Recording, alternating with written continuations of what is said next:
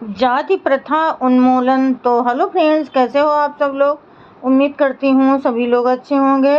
तो फ्रेंड्स, आपको सफलता मिलने के अवसर क्या हैं। सुधार की विभिन्न किस्में हैं। एक किस्म वो है जो लोगों की धार्मिक धारणा से संबंधित नहीं है, लेकिन उसका स्वरूप विशुद्ध रूप से धर्मनिरपेक्षता वाला है। सुधार की दूसरी किस्म का संबंध लोगों की धार्मिक भावना से है। सामाजिक सुधारों की इन किस्मों के दो प्रकार हैं। एक में सुधार धर्म के सिद्धांतों के अनुरूप होता है और उन लोगों से जो इन सिद्धांतों से विचलित हो गए हैं, ये कहा जाता है कि वे उनको फिर से स्वीकार कर लें और उनका पालन करें। दूसरी प्रकार के सुधार में न केवल धार्मिक सिद्धांतों में हस्तक्षेप किया जाता है, बल्कि उनका पूर्ण से विरोध किया जाता है और लोगों से यह कहा जाता है कि वे इन सिद्धांतों का पालन न करें और उनकी सत्ता की अवज्ञा करें। जाति व्यवस्था ऐसे कुछ धार्मिक विश्वासों का स्वाभाविक परिणाम उन ऋषियों का आदेश निहित है जो अलौकिक प्रज्ञा से संपन्न थे। अतः ऋषियों की आज्ञाओं का उल्लंघन नहीं किया जा सकता।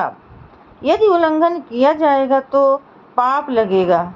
सुधार का एक और प्रकार वो है जाति व्यवस्था को नष्ट करना। ये सुधार तीसरे वर्ग के अंतर्गत आता है। लोगों से जात पात त्यागने के लिए कहने का अर्थ उनको मूल धार्मिक धारणाओं के विपरीत चलने के लिए कहना है। ये स्पष्ट है कि सुधार का पहला और दूसरा मार्ग सरल है, लेकिन तीसरे मार्ग के सुधार में अत्यधिक कार्य करना होगा, जो प्रायः असंभव सा है। हिंदू सामाजिक व्यवस्था को पवित्र मानते हैं। जाति व्यवस्था का आधार ईश्वरीय है, अतः आपको उस पवित्रता और देवत्व को नष्ट करना होगा जो जाति व्यवस्था में समाया हुआ है। अंतिम विश्लेषण के रूप में इसका अर्थ ये है कि आपको शास्त्रों और वेदों की सत्ता समाप्त करनी होगी। मैंने जाति व्यवस्था समाप्त करने के उपाय और साधनों से संबंधित प्रश्न पर जोर इसलिए दिया है क्योंकि मेरे लिए आदर्श से अवगत होने के अपेक्षाकृत उचित उपायों और साधनों की जानकारी प्राप्त कर लेना अधिक महत्वपूर्ण है। यदि आपको वास्तविक उपाय और साधनों की जानकारी नहीं है तो आपके सभी प्रयास निष्फल रहेंगे। यदि मेरा विश्लेषण सही है तो आपका कार्य भी भगीरथ प्रयत्न से कम नहीं होगा। केवल आप ही ये कह सकते हैं कि क्या आप इस कार्य को संपन्न कर सकेंगे। मेरे विचार से यह कार्य प्रायः असंभव है। शायद आप ये जानना चाहेंगे कि मैं ऐसा क्यों सोचता हूँ। जिन कारणों से मैंने यह दृष्टिकोण अपनाया है, उनमें से ऐसे कुछ कारणों का उल्लेख करूँगा जिन्हें मैं अत्यंत महत्वपूर्ण समझता हूँ। उन कारणों में से एक है विद्वेष भाव जो ब्राह्मणों ने इस व्यवस्था के प्रति प्रदर्शित किया है।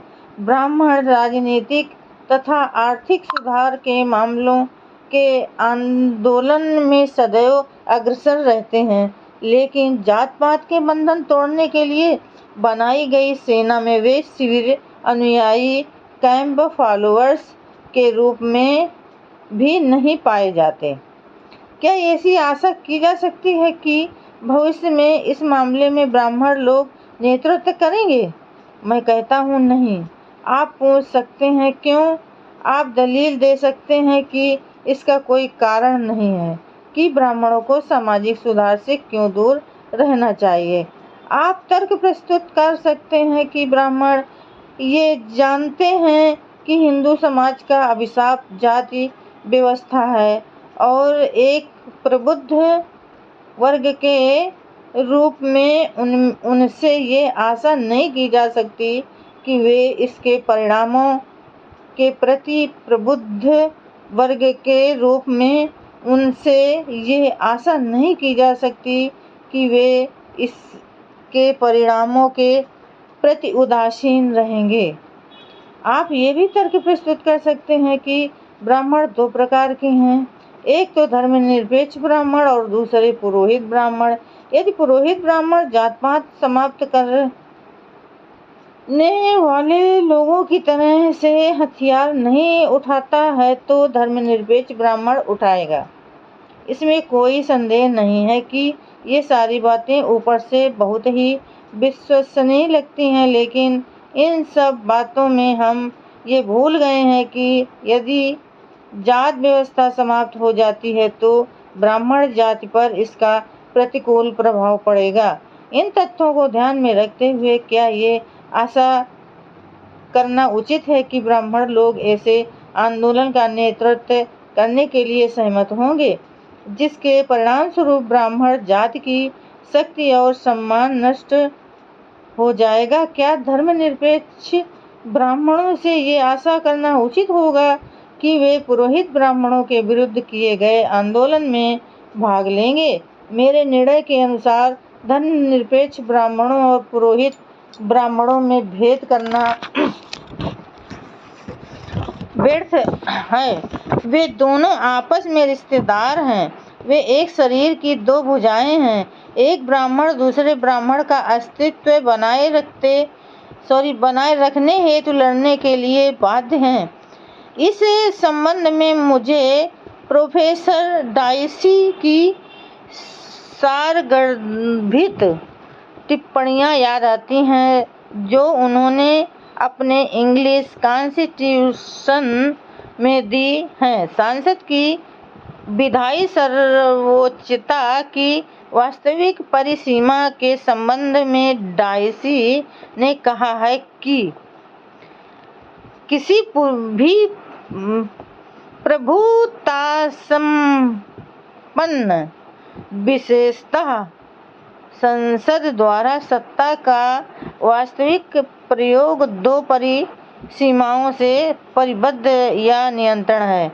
इसमें एक बाह्य और दूसरी आंतरिक परिसीमा है। किसी प्रभुता संपन्न की वास्तविक शक्ति की बाह्य सीमा ऐसी संभावना या निश्चितता को कहा जाता है कि उसकी प्रजा या अधिकांश प्रजा उसके कानूनों की अवज्ञा या विरोधी करेगी।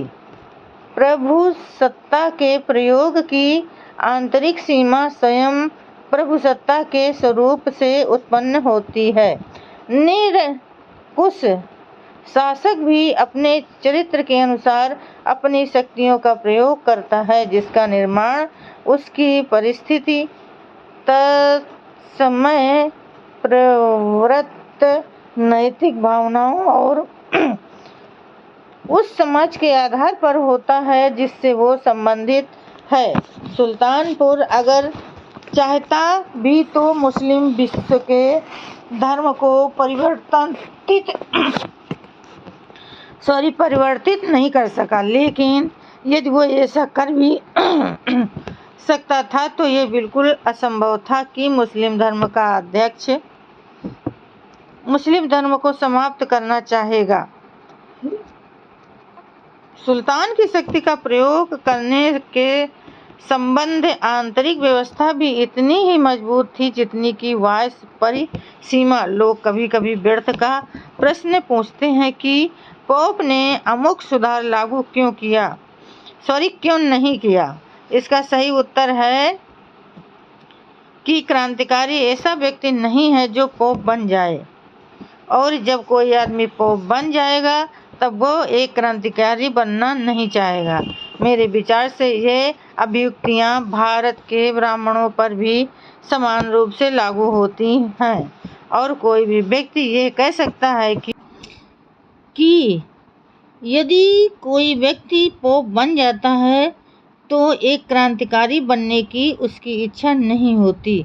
जो व्यक्ति ब्राह्मण पैदा हुआ है वो एक क्रांतिकारी बनने की इच्छा बहुत कम करता है। वास्तव में सामाजिक सुधार के मामले में किसी ब्राह्मण से एक क्रांतिकारी बनने की आशा करना उतना ही बेकार है जितना कि ब्रिटिश संसद से ये आशा करना, जैसा कि लेस्ली स्टीफन ने कहा था कि वो ऐसा अधिनियम पारित करेंगे जिसके अनुसार सभी नीली आंखों वाले बच्चों की हत्या कर दी जाएगी। तो फ्रेंड्स आज के लिए बस इतना ही। कल फिर मिलेंगे अगले नए वीडियो के साथ। तब तक के लिए फ्रेंड्स जय भीम, नमो बुद्धाय।